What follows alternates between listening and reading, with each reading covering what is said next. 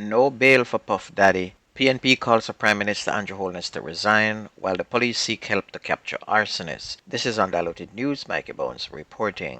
In a significant shift for the U.S. economy, the Federal Reserve announced a jumbo-size rate cut yesterday, its first rate reduction since COVID. It's a major economic milestone both for the central bank's long flight from inflation and for Americans battling a higher cost of living for the past 2 years. And in a press conference following the announcement, Fed Chair Jerome Powell said the half-point pace did not represent any new pattern for the central bank, but that the Fed's official wants to keep the economy and especially the labor market in good shape. Okay, so a person having 8% loan will be reduced to 7.5%. And it doesn't look like much, but if you calculate how much you would have paid at the end of a loan, say over 5, 10, 15 years, it's a lot less. Sean Diddy Combs will remain in federal custody after his lawyers yesterday failed in their appeal of the decision that denied him bail. In his ruling, Judge Andrew Carter said that there were no conditions that reduced the risk of witness tampering or obstruction. The hip-hop artist and music executive, who is facing charges of racketeering, conspiracy, sex trafficking, and transportation to engage in prostitution, will continue to be held in custody pending his trial. He pleaded not guilty on Tuesday. Combs faced a sentence of up to life in prison if convicted, and his next court appearance was scheduled for October 9th. Combs is being held at a special housing unit in the Metropolitan Detention Center in Brooklyn, according to a law enforcement official. And they're saying he's a flight risk even though he flew from Miami to New York, and he handed himself into the judge, but the judge refused to give him bail even though he offered to put up $50 million. There are people walking the streets with worse charges than Sean Combs. Maybe if he had a lighter color, he would get bail. He has only 4 charges, and you have man convicted 34 times and up on TV every night at a lie. And also that jail is said to be dirty and inhumane. But this is just to bring him down and humiliate him. Same as they did to Bill Cosby, Michael Jackson, R. Kelly, and several other rich black men.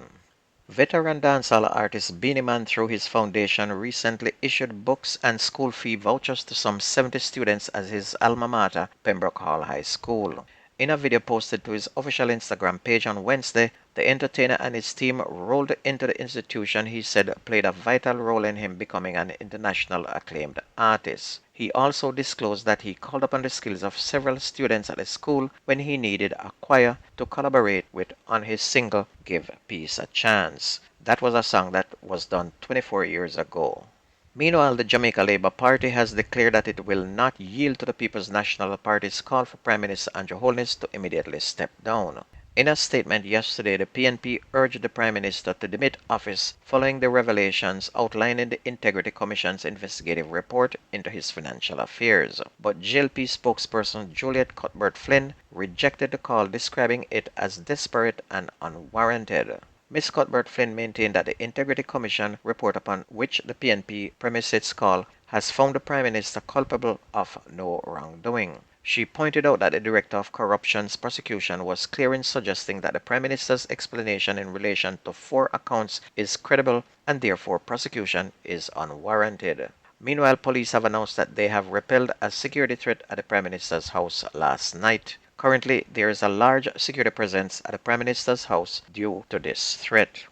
Police in St. Andrews South are seeking the public assistance in locating an arsonist who left a trail of destruction in Bell Rock in the division. Approximately 30 people, including children, were left homeless after a man set fire to his ex-girlfriend's house on Monday morning. The fire spread to other nearby homes, and it is said the man set the fire in response to a relationship that went south.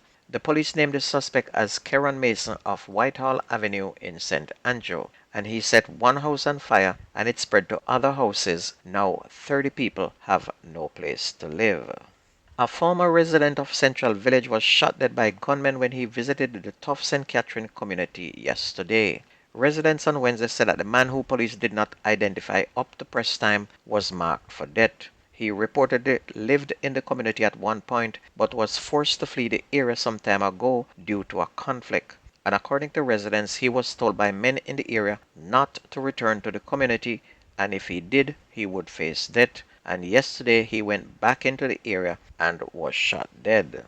On to sports, Cavalier FC quest to advance to the semifinals of the CONCACAF Caribbean Cup suffered a setback after going down 2-1 to Haiti's Real Hope at the National Stadium on Tuesday evening. The reigning Jamaica Premier League champions took an early lead when winger Dwayne Atkinson converted a tap-in from close range in the 5th minute. The lead would last up until a half-hour mark when Real Hope substitute Recanel Sherry strike from 6 yards found its way past goalkeeper Jadine White. However, the game was turned on its head just 4 minutes later when the Haitian club was awarded a penalty which Steve Mondestin converted comfortably to make it 2-1. Cavalier, who have one game to play, still top Group A with 6 points, but Real Hope closed the gap as they moved to second on 4 points with 2 games to play. Fourth place Police FC of Trinidad and fifth place Arnett Gardens can also make ground when they clash today at the Attobolton Stadium in Trinidad. On to Manning Cup in Zone A, Eltham made it 3 wins in a row, whipping Dunoon Technical 5-0. Hydel are in second place now, 2 wins in a row when they clap Clancarty 4-0. And in Zone D, St. Andrew Tech leads with 7 points after beating Camperdown 2-0, while Vauxhall now with 5 points move into second, and Calabar now into third on 4 points. Both played to a 0-all draw yesterday. On to Dacosta Cup, St. James and Greenpond played to a 3-all draw. William Nib edged Discovery Bay 1-0. Magatti were 2-0 winners over Lacovia. Manchester High were 2-1 winners over the Cartridge College. Alphonsus Davis beat Mile Gully 2-0. Homewood were 3-1 winners over Knox. Lennon beat Claude Mackay 3-0. Denby 5-1 winners over Edwin Allen. Clarendon College rampant this year with a 6-0 beating over Thompson Town, while Garvey Massey put on a 12-1 beating on Porus High. Dintil were 6-0 winners over Claremont, while Ocherius beat Arbuthnot Gallimore 4-0. Morant Bay beat Yallas 2-0. Paul Bogle beat Robert Lightburn 3-1. Happy Grove were 4-0 winners over Seafort.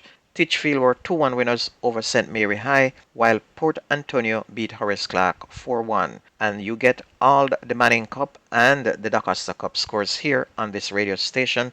And if you miss it, please go to YouTube, type in Jamerican Undiluted News, listen, like, share, subscribe to keep us going. That's news and sports. My name is Mikey Bones. I gone.